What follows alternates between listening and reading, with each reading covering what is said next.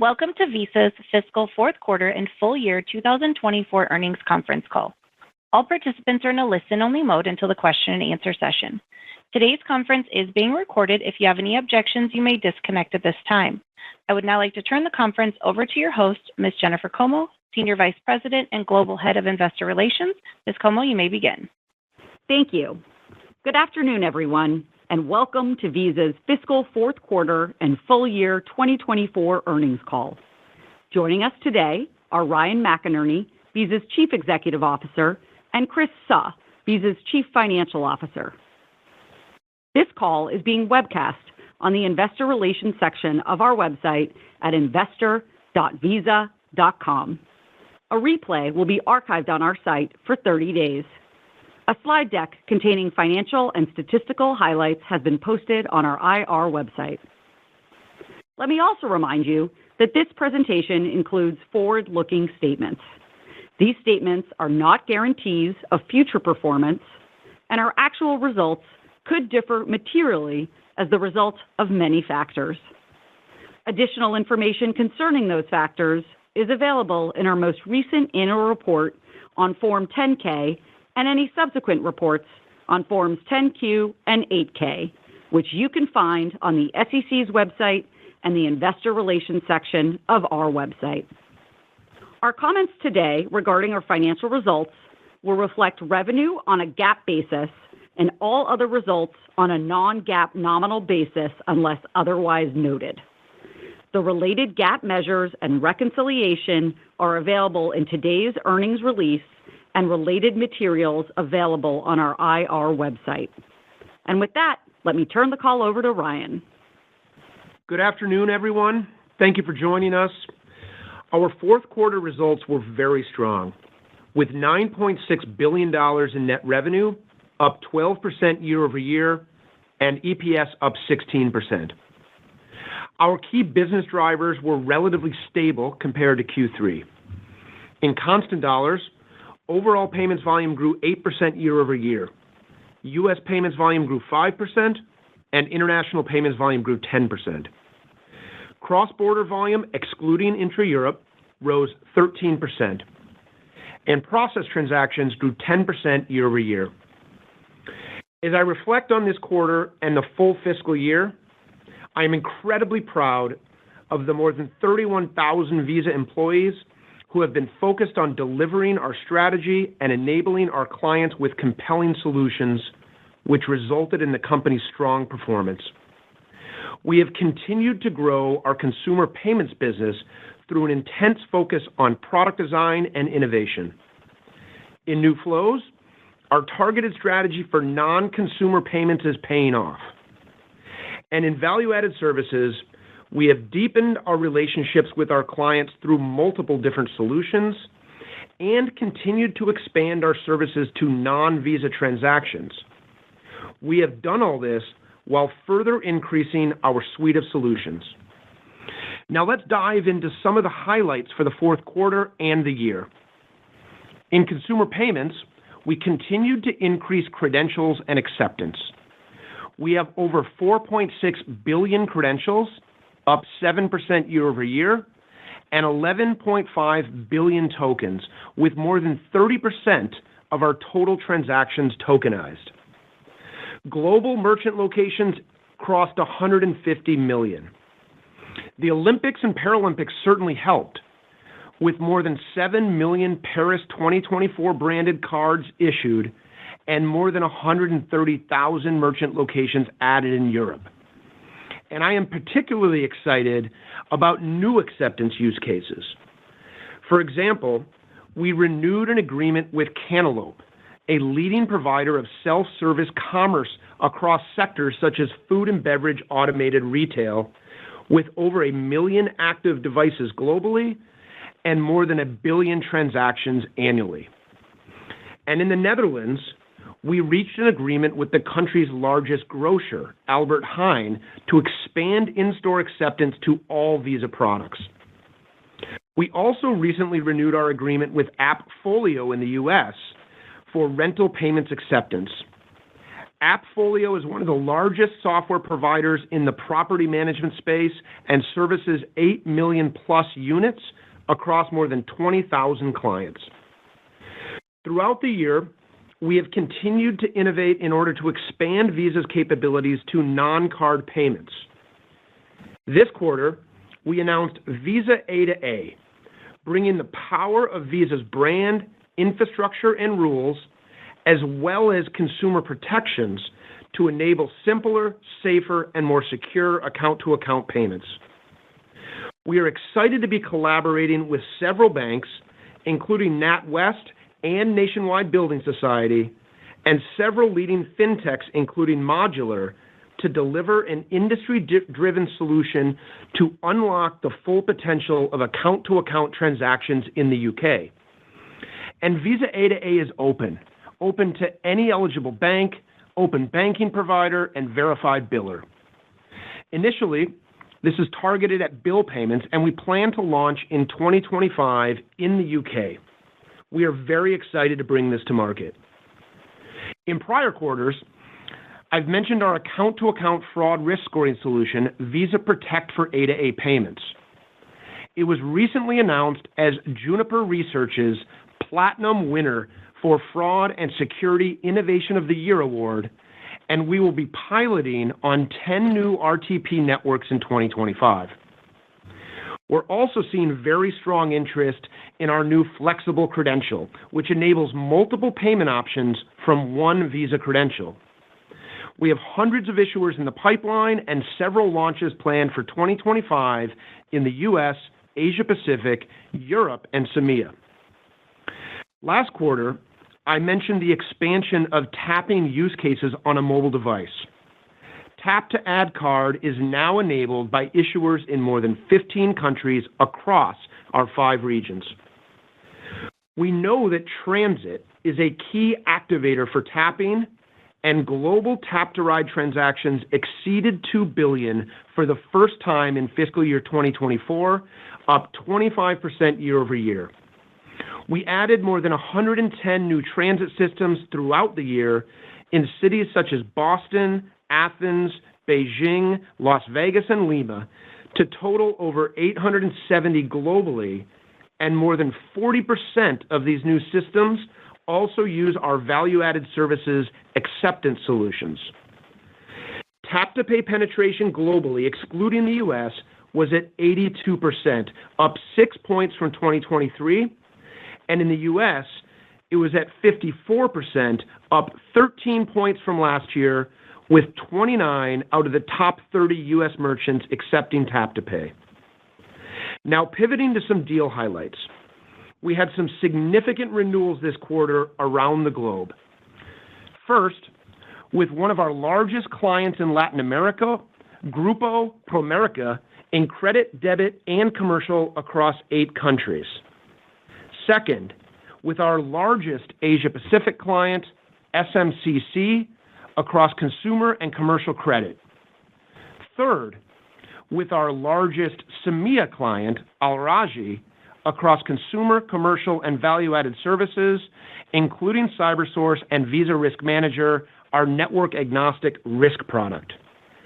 And across both Asia Pacific and CEMEA, with Standard Chartered Bank, a credit renewal across key markets in Asia, a debit renewal with key markets in Africa, as well as a new expansion in the Middle East for credit.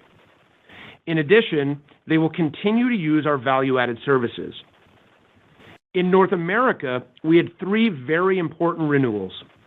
In Canada, we renewed our relationship with the country's top issuer, RBC, across consumer credit and debit, small business credit, and commercial credit. In the US, we recently extended our long-standing partnership with US Bank to grow our relationship across their consumer and commercial portfolios. And we have renewed with USAA across both their consumer debit and credit portfolios. Finally, in Europe, building upon our strong relationship in Italy and across 11 other markets, we are pleased to have renewed the strategic agreement with Intesa Sanpaolo, expanding our collaboration in Italy with the largest bank in the country for innovative solutions amongst businesses and consumers. In addition, together we will enable new value-added services for their Visa customers.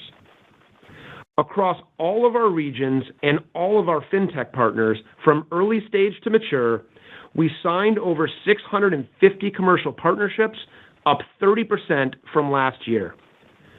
As you can see, we have continued to grow our businesses through active engagement with our clients and a relentless focus on new product innovations. Now moving to new flows, where our targeted strategy for capturing newer areas of growth is paying off. This quarter, new flows revenue grew 22% year over year in constant dollars. Visa Direct transactions grew 38% for the quarter to 2.8 billion, and commercial volumes grew 5% year over year. We finished the year with almost 10 billion Visa Direct transactions and 1.7 trillion in commercial payments volume. Commercial credentials grew at 18% year over year, significantly faster than the 7% growth for total credentials that I mentioned earlier. We are very focused on growing B2B in new verticals, such as travel. We are pleased to announce that we signed a virtual card issuing deal with JP Morgan Chase in Europe. This is a significant opportunity for Visa to further build on our strong issuing relationship in North America, as well as further grow in the B2B travel vertical. Additionally, in Europe, we will be partnering with Adyen so that they can offer online travel agencies, or OTAs, Visa virtual cards as part of their B2B travel solution. Another area of focus is the cross-border B2B space, where we offer significant value for complex payments through both card and Visa B2B Connect. For Visa B2B Connect, we increased the number of banks that have signed on by almost 40% year over year, and the number of transacting banks is up nearly 60%. In Korea, we reached 2 agreements with Hana Card. The first is a commercial and consumer credit and debit issuance partnership with enhanced multi-currency capabilities targeted towards the cross-border needs of its customers. The second is an agreement with Hana Card and the government trade agency, KOTRA, so that small business exporters can receive cross-border B2B payments via card. In Canada, we are very pleased to have won the multi-currency credit issuance with fintech Loop, a cross-border banking platform for Canadian-based SMBs. In addition, our cross-border capabilities through Currency Cloud will provide FX solutions across accounts, digital wallets, and international payments. In Australia, we reached a multi-currency commercial debit agreement with OFX, a leading global money transfer company that offers foreign exchange services, international payment, and spend management controls. Now moving to Visa Direct, where we have continued to grow through new and expanded relationships. In Europe, we expanded our existing cross-border P2P partnership with Revolut to now allow real-time card transfers for their business customers via the Visa Direct platform in over 78 countries, supporting over 50 currencies. In the U.S., we are excited about an expanded partnership with DailyPay, whose users are currently accessing earnings on demand via Visa Direct to now seamlessly send those earnings as international remittances to friends and family around the world.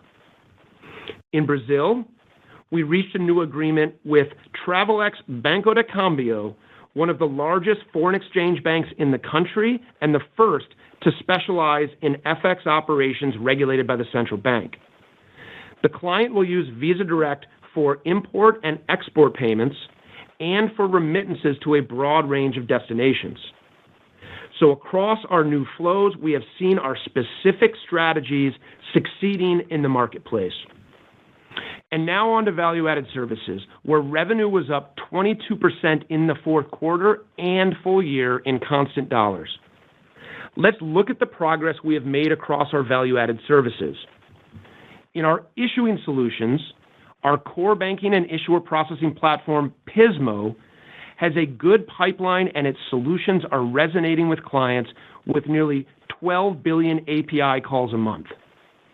Recently, Pismo renewed its agreement with Itaú in Brazil, and in 2025, we plan to expand Pismo's offerings to clients in more than 5 countries across 4 regions. In risk and identity solutions, we recently announced our intent to acquire Featurespace, a developer of real-time artificial intelligence payments protection technology. It will enable Visa to provide enhanced fraud prevention tools to our clients and protect consumers in real time across various payment methods. And Worldline, already a Visa partner and leading European acquirer, will soon be launching an optimized fraud management solution utilizing Decision Manager to provide businesses with AI-based e-commerce fraud detection capabilities. In acceptance, food delivery platform FoodPanda has been a long-standing CyberSource client in Asia across several markets. They will also soon be using our AI-powered data token solution, which we announced earlier this year, enabling customers to control how their data is used to experience tailored shopping experiences. In advisory services, Visa Consulting and Analytics delivered more than 3,000 consulting engagements during the year, and we estimate that we helped clients realize over $5 billion of incremental revenue as a result. So our value-added services have continued to show strong momentum across both Visa and non-Visa transactions and non-payment value-added services. Before I close, I wanted to make a few comments on the recent lawsuit by the Department of Justice. We believe the lawsuit is meritless and shows a clear lack of understanding of the payments ecosystem in the United States. We will defend ourselves vigorously and are confident in our ability to demonstrate that Visa competes for every transaction in a thriving debit space that continues to grow and see new entrants. In closing, I am proud of our team and all that we have accomplished. We delivered on our financial expectations while also investing in Visa's future through important product innovation. Back at 2020, at our Investor Day, we set a goal for new flows and value-added services revenue to represent more than 30% of net revenue by the end of 2024. I am pleased to say that we have exceeded that goal. And we will be hosting another Investor Day on February 20, 2025, here in San Francisco, when we can talk more about our strategy to continue growing value-added services, new flows, and consumer payments. I see tremendous opportunity ahead and feel confident in our plans to get us there. Now over to Chris. Thanks, Ryan. Good afternoon, everyone. We closed the year with another strong quarter. In Q4, we saw relatively stable growth across payments volume, cross-border volume, and processed transactions when compared to Q3. In constant dollars, global payments volume was up 8% year over year, and cross-border volume, excluding intra-Europe, was up 13% year over year. Processed transactions grew 10% year over year. Fiscal fourth quarter net revenue was up 12%, above our expectations, primarily due to lower than expected incentives, stronger than expected other revenue, and FX being less of a drag than expected. Net revenue was also up 12% in constant dollars. EPS was up 16% year over year and 17% in constant dollars, higher than expected from the strong net revenue performance and a lower than expected tax rate. Let's go into the details. In the U.S., total payments volume grew 5% year over year, in line with Q3.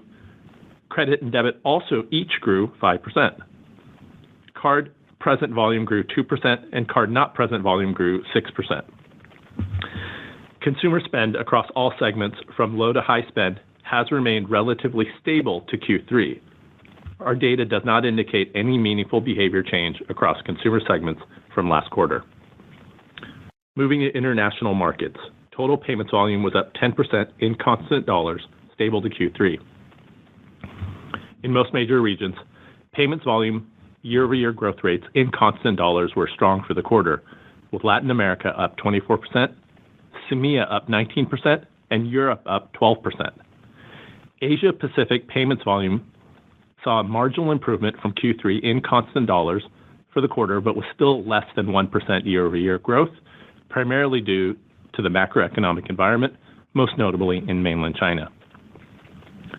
Asia Pacific payments volume growth, excluding mainland China, was relatively consistent to Q3.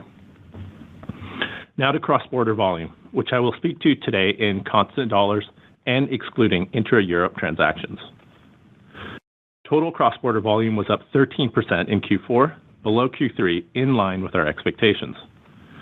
Q4 cross-border e-commerce, measured as card-not-present volume excluding travel and crypto purchases, grew 15%, which was faster than cross-border travel volume growth at 12%, in line with our expectations. Indexed to 2019, cross-border travel was relatively consistent with Q3.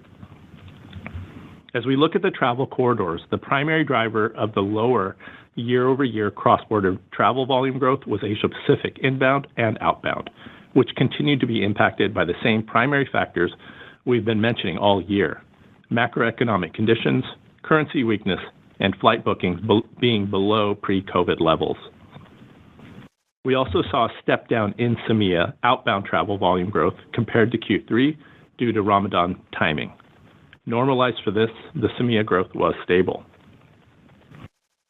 Now let's review our fourth quarter financial results. I'll start with the revenue components. Service revenue grew 8% year-over-year versus the 7% growth in Q3 constant dollar payments volume due to mix and improving utilization of card benefits. Data processing revenue grew 8% versus 10% processed transaction growth, primarily due to fees and penalties being lower than the prior year. International transaction revenue was up 9% versus the 13% increase in constant dollar cross-border volume, excluding intra-Europe, impacted by lapping higher currency volatility from last year, even with the average quarterly volatility being slightly higher in Q4 versus Q3. Other revenue grew 30%, primarily driven by strong marketing services revenue growth related to the Olympics, consulting, and to a lesser extent, pricing. Client incentives grew 6%. As expected, Q4 was the annual low point for year-over-year growth due to lapping significant renewals from the prior year. In addition, it was further lowered from some one-time adjustments due to client performance. While Ryan mentioned a significant amount of renewal activity in his remarks, the majority of that impact will begin in Q1 of 25. Now on to our three growth engines. Consumer payments revenue growth was driven by relatively stable payments volume, cross-border volume, and processed transaction growth. New flows revenue grew 22% year-over-year in constant dollars, helped by a one-time rebate adjustment due to deal timing. Visa direct transactions grew 38% year-over-year, helped by growth in Latin America for interoperability among P2P apps. Commercial volume rose 5% year-over-year in constant dollars, below Q3 primarily due to days mix. Value-added services revenue grew 22% in constant dollars to $2.4 billion, led by strong growth in marketing services and consulting and issuing solutions. Operating expenses grew 11%, led by increases in marketing and personnel expenses. FX was a minimal drag instead of the half-point benefit we had expected. Our acquisition of Pismo represented an approximately half-point drag as well. Non-operating income was $69 million. Our tax rate was 16.5% due to an update in our tax position across jurisdictions. EPS was $2.71, up 16% over last year, with an approximately 1-point drag from exchange rates and an approximately half-point drag from Pismo. In Q4, we bought back approximately $5.8 billion in stock and distributed over $1 billion in dividends to our stockholders. We also funded the litigation escrow account by $1.5 billion, which has the same effect as a stock buyback. At the end of September, we had $13.1 billion remaining in our buyback authorization. As we closed out fiscal 2024 and readied for fiscal 2025, I reflected on our full-year performance relative to what we had expected at the start of the year.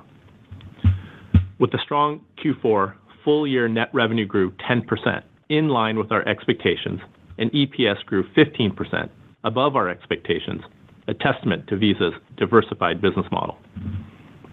Volatility started strong in Q1, but then declined and remained at lower than expected levels throughout most of the year. For incentives, we anticipated year-over-year growth would be lower than fiscal 2023, due primarily to smaller impacts from renewals in fiscal 2024. The growth rate ended up being even lower than we expected due to client performance adjustments and deal timing. On the business driver front, processed transactions grew 10%, as expected. Payments volume grew 8% in constant dollars, below expectations, due to a combination of weakness in Asia Pacific, as we have discussed, and in the U.S. from ticket size not improving as expected, and to a lesser extent from the Reg II impact. Total cross-border volume growth, excluding intra-Europe, was 15% in constant dollars, generally in line with our original expectations, though the growth in cross-border travel volume was lower, primarily due to Asia Pacific travel, and card not present, excluding travel volume growth, performed better than we expected. As we've seen this year, volumes and transactions can swing quarter to quarter. As these drivers fluctuate, we work carefully to manage our business to deliver on our expectations. So as we thought about our budget and guidance philosophy going into fiscal 2025, it's largely the same approach and represents our best view based on today. So let's get into the guidance details. And a quick note, when I reference 2024 and 2025, I'm referring to our fiscal years. As we regularly say, we are not economic forecasters, so we're assuming the macroeconomic environment stays generally where it is today. As such, we expect payments volume and processed transaction growth to remain strong and generally in line with full year 2024 levels. For cross-border volumes, we expect the Q4 24 trend to generally continue, with card not present excluding travel volume growing slightly more than travel volume. Now let's cover our underlying assumptions for net revenue growth. First, volatility. We're expecting that the full-year currency volatility levels are roughly in line with the Q4 24 average, which implies that volatility will no longer be a drag starting with Q2 25. Next, pricing. We will continue to price to value in 2025, with the pricing impact being generally the same as 2024. However, the cadence is expected to be different, as we expect the vast majority of the incremental pricing impact will take effect in April versus being more balanced between October and April as it was in 2024. On incentives, first, there were a significant amount of renewals in Ryan's remarks that will be impacting Q1 25 incentives. In total, we expect more than 20% of our payments volume to be impacted by renewals in 2025, compared to less than 15% that was impacted in 2024. Second, remember that in the first and second quarters of 2024, we called out client performance and deal timing as helping incentives, and in Q4, we had additional one-time performance adjustments. Adding this up, 2025 year-over-year incentives growth is expected to be significantly higher than 2024. We expect to close on Prosa and Featurespace in 2025, and when we do, we will update our estimates for the acquisition impacts. We pull these assumptions together on an adjusted basis defined as non-GAAP results in constant dollars and excluding acquisition impacts. You can review these disclosures in our earnings presentations for more detail. In 2025, we expect full-year adjusted net revenue growth to be in the high single to low double digits, with incentives being the key driver of the difference between 24 and 2025. As always, revenue performance is sensitive to several factors, so to the extent that there are deal delays for significant deal performance adjustments and/or macro volatility and driver performance that is better than expected, adjusted net revenue growth would be on the higher end of the range. In terms of quarterly variability, we expect the second half revenue performance to be better than the first due to some of the dynamics I have spoken about: volatility, pricing, and to a lesser extent, incentives. Now moving to expenses.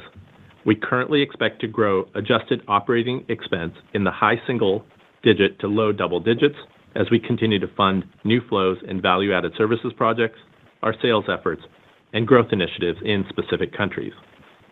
Non-operating income is expected to be between $150 and $200 million as a result of lower interest rates. Our tax rate is expected to be between 18 and 18.5%. On capital return, the board has declared an increase to our quarterly dividend by 13%, and we intend to return excess free cash flow to shareholders through buybacks. All this results in adjusted EPS growth to be in the high end of low double digits. Now moving to Q1. For the first 3 weeks of October through the 21st, with volume growth in constant dollars, U.S. payments volume was up 6%, with debit up 7% and credit up 6% year over year. Cross-border volume, excluding intra-Europe, grew 13% year over year. Processed transactions grew 11% year over year. Now to financial expectations. We expect Q1 adjusted net revenue growth in the high single digits. 3 things to note when we look at the step down in adjusted net revenue growth from the fourth quarter in 2024 to the first quarter in 2025. First, incentives. There are a number of factors impacting incentives, especially in Q1 and H1, so let me go through each part. As I mentioned earlier, Q4 incentives growth was even lower than expected with the combined impact of the lapping of significant renewals in 2023 and the one-time adjustments due to client performance. As I also mentioned, in 2025, we expect a significantly higher amount of our payments volume to be impacted by renewals, approximately 20% compared to under 15% in 2024. This is a combination of the large amount of renewals in Q4 24 that will go into effect, plus the amount of renewals we expect in 2025.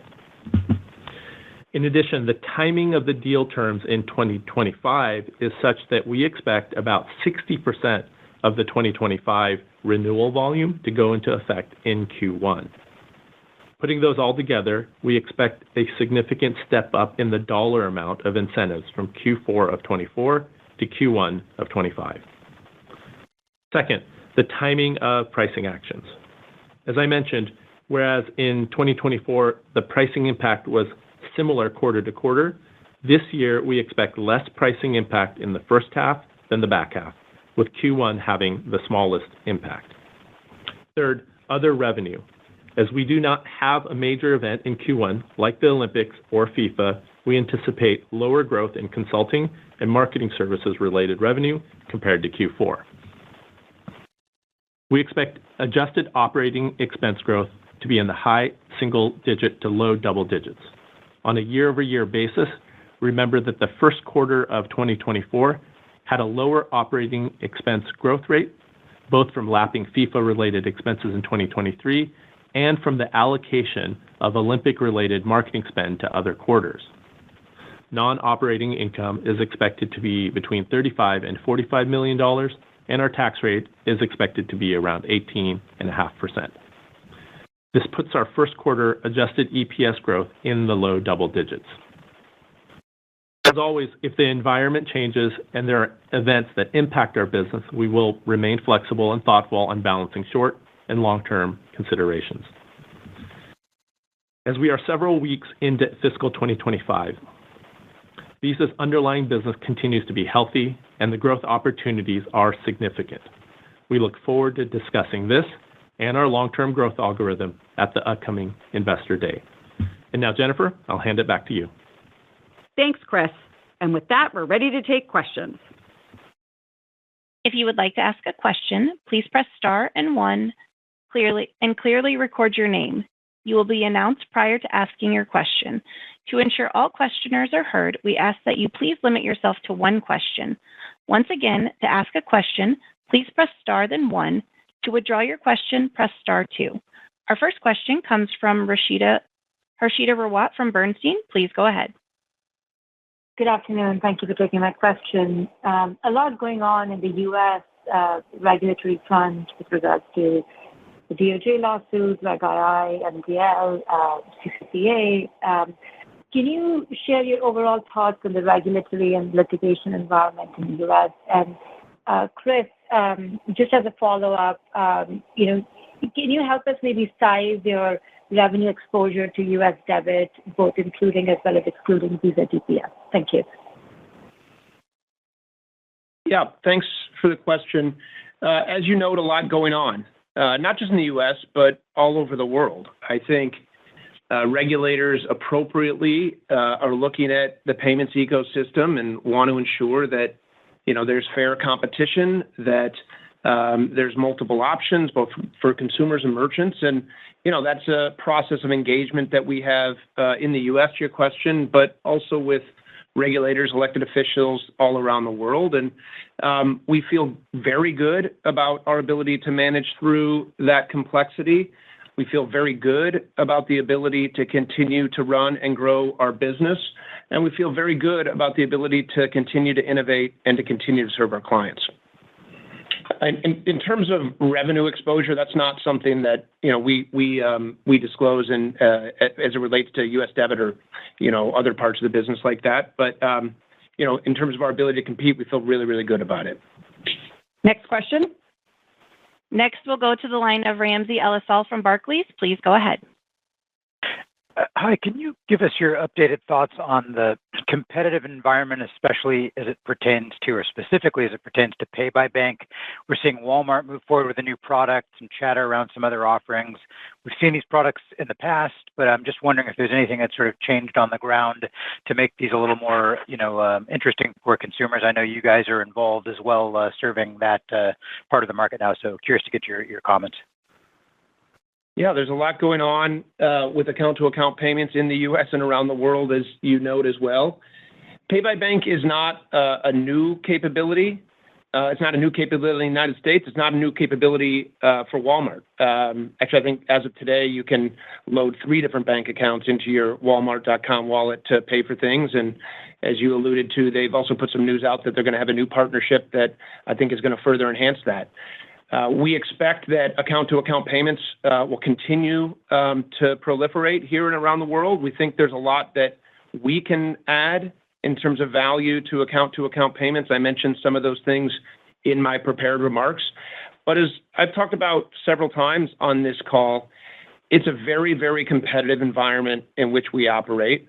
But we feel very, very good about our products, our innovation, our ability to provide value to end users in terms of buyers and also sellers, and therefore our ability to continue to grow the business. Next question. Next, we'll go to the line of Sanjay Sakhrani from KBW. Please go ahead. Thank you. I had a question on commercial volumes. I know they decelerated due to the days mix, but I'm just wondering, what kind of growth rate we should expect on a go-forward basis. I mean, I know there's some macro impacts, so maybe just talk about that specifically. Thanks. Hi, Sanjay. This is Chris. Yeah, as you noted, we did see a days mix impact in Q4 with commercial volumes. But if I just back way up, we're excited about the opportunity in new flows. We're optimistic about the big opportunity ahead. And over time, we do anticipate that we'll see continued growth of commercial volumes ahead of consumer volumes over time. Next question. Next, we'll go to the line of Paul Golding from Macquarie. Please go ahead. Thanks so much. With the Featurespace acquisition in process, I just wanted to ask how you see AI playing into the business model. Do you see it more as driving vast or incremental business model uplift revenue or cost improvement, or is it more of a competitive differentiator that will just keep you ahead of your competition? Thanks. Yeah, thank you. In short, I see it as both, but let me unpack a couple of things that you said. First, in terms of Featurespace, We're very excited about the opportunity to close on the Featurespace acquisition.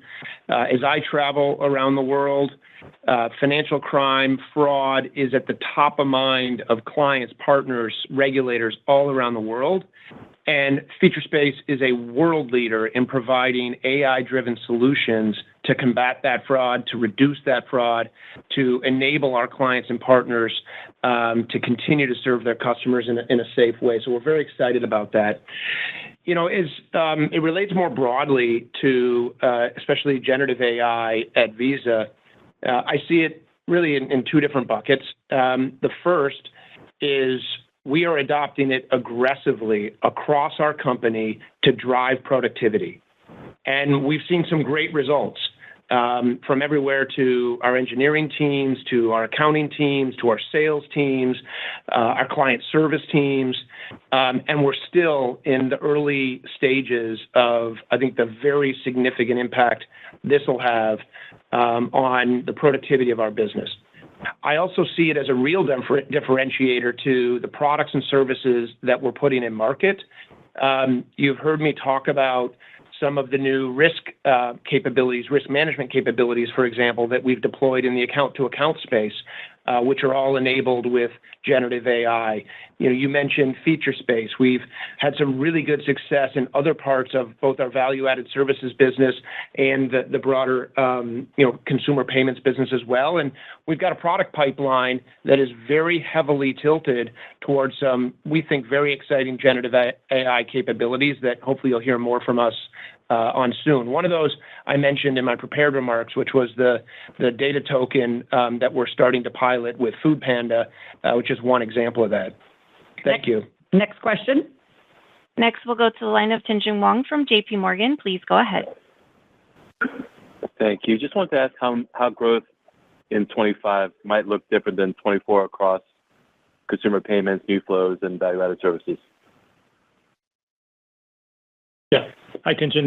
This is Chris. So we don't guide by consumer payments, new flows, and value-added services, but let me just give you a little bit more color on how we think about the guide that we did give. At the highest level, we took the same approach to guidance as we did a year ago, which is really to provide guidance based on our best estimate of what we expect to happen throughout the year. And so if we take all our assumptions and those assumptions play out as we've articulated, we'd expect total revenue growth, adjusted net revenue growth, to be in the middle of the range that we provided. And obviously, if those assumptions, those variables turn out to be better, that could push us to the high end of revenue growth, and vice versa if those assumptions turn out to be slightly worse. The key variables that I would call out are there's probably four here to talk about. So one is incentives. Our plan is based on our best estimate of renewals and deal activity, but as we saw in FY24, those results can vary quarter to quarter with client performance and timing of deals, and lower growth could push revenue growth toward the upper end of the range. Two would be cross-border volumes. Higher or lower growth in cross-border volumes would also contribute toward higher or lower within that revenue range. Third would be volatility. We've assumed FY25 full year on average to the levels that we saw in Q4, and any significant swing could impact revenue in 25. And of course, across all of it is the assumption on the macro economy. As we've always said, we're not forecasters of the economy, but in the event in the U.S. or globally, if PCE grows faster than currently forecasted, then we should also see stronger growth as well. And so all of these factors can play a role. We feel good about the plan that we shared here for the full year at the start of the year, and we'll obviously continue to update you as the year unfolds. Next question. Next, we'll go to the line of Rayna Kumar from Oppenheimer. Please go ahead. Good afternoon. Thanks for taking my question. Last week, the CFPB issued a final open banking rule for the U.S. Can you talk about what opportunities this could present for Visa from Tink's perspective and what potential headwinds it could create? Thank you. My understanding is that the new rules that they, finalized are largely consistent with the CFPB's initial proposal. And We are strong advocates for consumers having more control and more access to their financial data, but ensuring that it's in a safe and secure way. We're still evaluating all the details of, the potential impacts from the more detailed regulations across the industry, but, it goes without saying our own capabilities will comply with the CFPB's rules, as well as our clients' very high bar for security and privacy. Widening the aperture a little bit to the opportunities that it creates, I think in an environment that open banking is even more available in the United States, like it is in places like Europe, what we found is that the Visa brand can be a meaningful differentiator. The Visa brand can give confidence to end users and data providers, and that if we can bring our capabilities to market like we've done in Europe with Visa A to A, we can give more confidence to the whole ecosystem and help resolve a lot of the complexities that exist in open banking. So we remain excited about the opportunities to add value, especially in the U.S., where we're still in the pretty nascent stages of all this. Next question. Next, we'll go to the line of Andrew Schmidt from Citi. Please go ahead. Hi, Ryan. Hey, Chris. Thanks for taking my questions this afternoon. I wanted to ask about value-add services growth. It's really good to see the consistency there. Maybe you could just talk about the predictability and then maybe comment a little bit more on the planning process of how you sort of feed the engine and continue to drive that growth. I know there's organic and inorganic components, penetration aspects to this, but if you could help unpack that. I know it's a lot of things in there, but if you could help unpack that, it'd be great. Thanks so much. Yeah, we too are very excited about the consistent growth we've been able to deliver year after year with the value-added services businesses. We deliver that through planning, sales planning, client planning, product road mapping, all the things that you would expect we do business by business. In the issuer solutions business, the acquirer solutions business, risk and advisory business, and so on and so forth. When you think about the opportunity, here's how I would encourage you to think about it, which is the same way we kind of plan to go to market. We deliver value-added services for Visa transactions. And these are offerings that are built to enable Visa to be the best way to pay and be paid market by market around the world. And we're continuing to invest to add new functionality to improve the payment success and the security on the network. So these are products and services like Visa Account Updater, the risk products that we talk a lot about, like Visa Secure, the dispute tools that we deliver, like Visa Resolve Online, the benefits that we offer. So that's kind of one component of the opportunity. The second part of the opportunity is services for non-Visa transactions. This is an area you've heard me and us talking a lot more about in recent quarters. This includes acceptance services like CyberSource, Authorize.net, Verify, risk tools like Decision Manager, processing solutions like DPS, like Pismo. And again, these are all capabilities that we're bringing to market for our clients that add value for all different types of payment transactions. And then the third sets of opportunities that we're going after are services beyond payments. This is a much broader category. It includes things like our consulting and analytics teams, our marketing services teams, open banking services such as, Tink we were talking about earlier in terms of their data aggregation solutions. We're now offering core banking platform services as part of the Pismo acquisition as well. So, that hopefully gives you a sense of how we look at the opportunities, we look at the competitive sets, we build and deliver products, we build and deliver our sales motions and go to market and ultimately deliver the consistent growth that you referenced. Next question. Next, we'll go to the line of Dave Koning from Baird. Please go ahead. Yeah, hey guys, thank you. On the cross-border line, revenue growth was stable at 9% this quarter, same as last quarter, but reported volumes accelerated 1%, and I would think FX volatility was less bad, so that probably helped a little bit, and mix seemed about the same. So I was wondering, is there anything else, any other little headwinds emerging there? What created the gap? Yeah, sure. So a couple things. So as you pointed out, international revenue grew slower than total cross-border volumes. It really did have to do with the volatility. So Q4 volatility did improve from Q3 a bit, but it was lower than the volatility that we saw last year. And secondly, the associated volume, the cross-border volume, 13% in Q4 as expected, but also lower than the volume growth that we saw in Q4 a year ago. And so when you combine those things, that had the impact of the differential that you see between volumes and revenue. Next question. Next, we'll go to the line of Tim Chiodo from UBS. Please go ahead. Great. Thank you for taking the question. So I wanted to dig into two specific aspects of value-added services. So first being DPS and the second being CyberSource.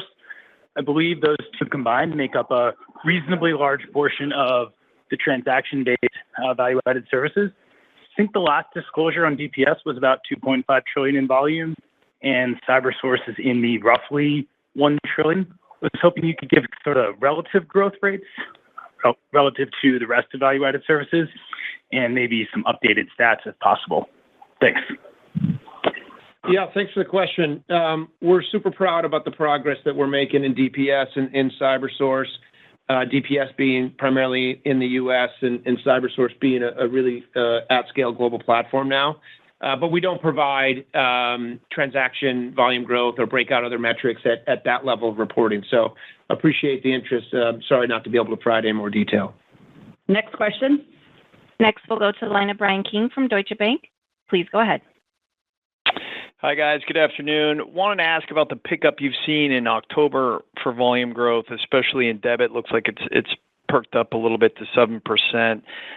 Anything you're seeing there in new wins, or is that potentially a better economic environment driving that? And then just quickly, secondly, on the price to value, just the change in timing, what was the reason for the change? Why is the timing different this year? Sure. Okay, I'll start with your question about October, and then I think Brian will handle your second part of your question. So in terms of October, so as we've consistently said, 3 weeks don't make a trend. It was true in July when we started a little bit slower, and then Q4 ended up being stable, and we think it's true now as we see a strong start to October. Now that said, here's a couple of things that we see in terms of relative strength between the month of October and how we ended Q4. Two things that I'd point to. One is days mix. So the growth in the month of September was lower due to days mix. Last year, September had an extra Friday and Saturday, which are two of the highest spend days of the week. And this September, that was replaced with a Sunday and Monday, which are two of the lower spend days. And so that had an impact on September growth. And then secondly, in the U.S., in addition to that days mix point, we are starting to lap the modest impact of Reg II that we started to talk about a year ago in Q1. And so those combined things are contributing to what we see as the start of October. But as we said, it's 3 weeks. Let's see how the quarter plays out. Hey, Brian. As you noted, and we've said many times, we price to value. So when we price to value, we have to ship products, we have to ship services, we have to deliver solutions that are adding value and increasing value to our clients. And our product pipeline in 2025 is a bit more backloaded, especially as we bring some new and exciting products and services to the market. And so that really drives the difference in pricing cadence in 2025. Next question. Next, we'll go to the line of Jason Kupferberg from Bank of America. Please go ahead. Thanks, guys. Just looking at the U.S. card present volume growth, I think we've been in the 2% range here for the past 2 or 3 quarters. So wondering if you're expecting that to accelerate in fiscal 25. And Chris, can you just quantify what that favorable adjustment to Q4 new flows revenues were? Thank you. Got it, Jason. You cut out a little bit at the end. What was the second part of your question, Jason? The one-time helper to new flows revenue in Q4, if you could quantify that. Okay, got it. I'll start with the second one since you just asked it. We feel great about the momentum of new flows. Q3 was 18%, and now the 22% in Q4. As I said on the call, though, Q4 was helped by this one-time rebate adjustment due to deal timing. So we had expected a client to earn a rebate which was contingent on them achieving a milestone, and they didn't achieve it.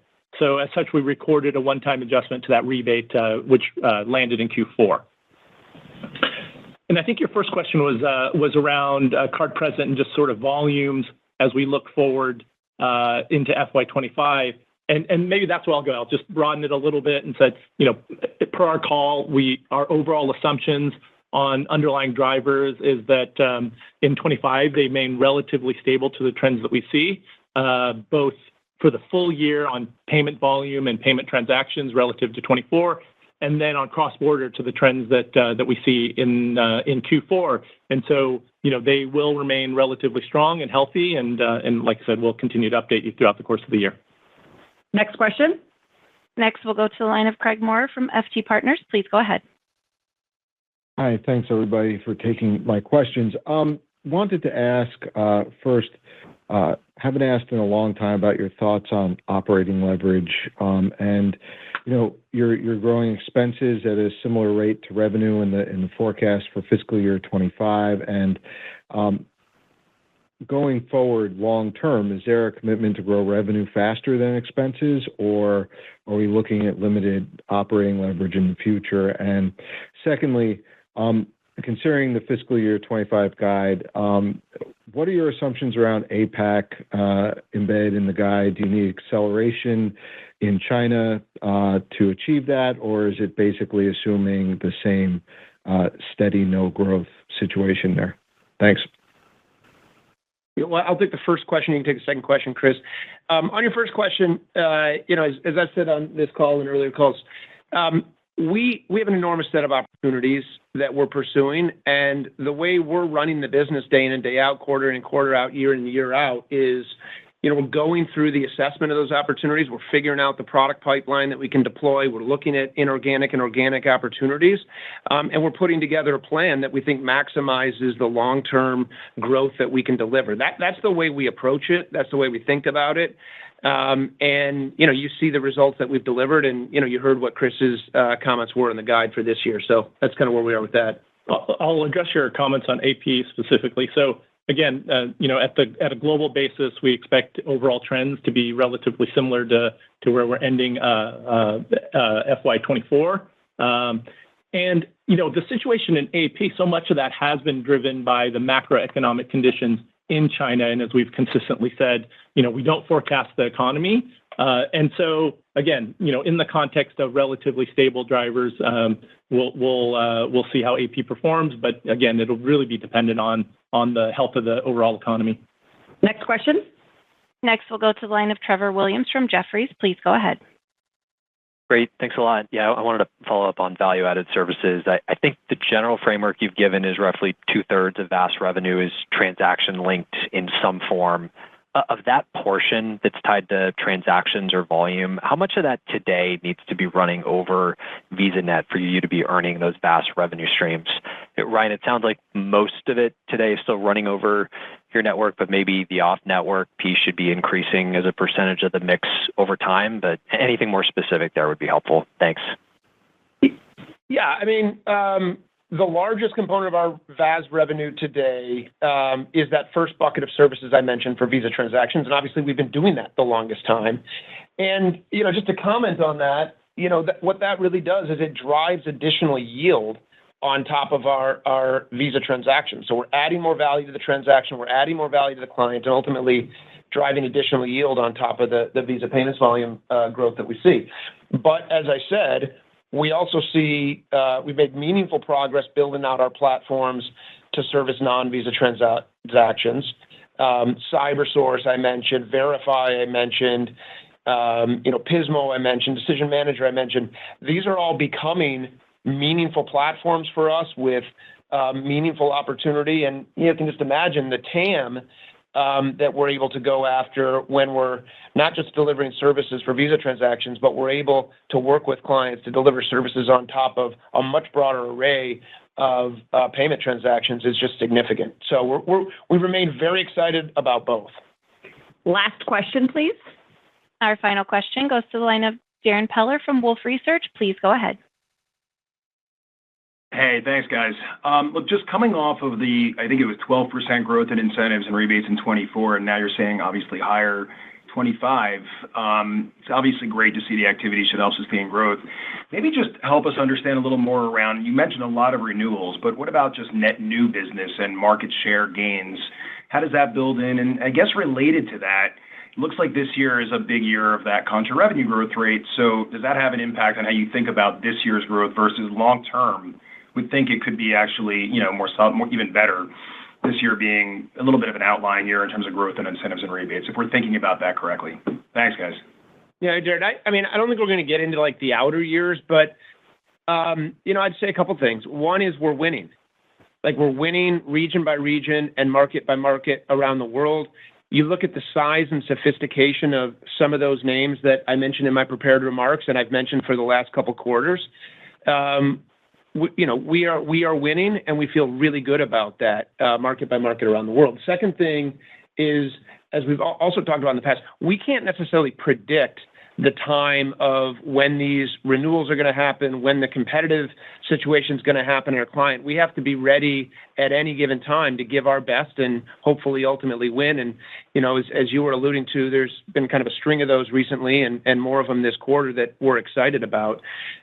So, we'll continue to deploy great product. We've got a great team that I acknowledged during the prepared remarks that's serving these clients, which is ultimately a big reason they choose to both continue to do business with us and expand the business that they're doing with us.